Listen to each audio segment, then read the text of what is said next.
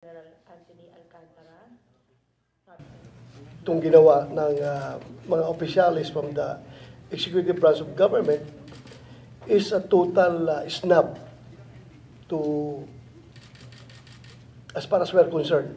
And ito'y tahasang pagbaliwala sa doktrina ng checks and balances ng ating gobyerno.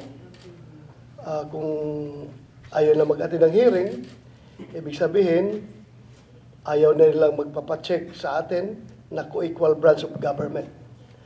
So what will happen to this? Pag tuluyang ganito ang mangyayari is, I think we are now on the verge of a constitutional crisis kapag tuluyan nilang i-snub yung ating imbitasyon.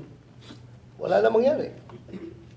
Wala na respetuhan ito sa isang kapwa co-equal branch of government. So, Madam Chair, I would like to move that we issue a subpoena to these government officials to require their presence in the next hearing. Kung meron ka pang gaganaping hearing, dapat masubpoena ito sila para magkaalaman. Klaruhin natin ito.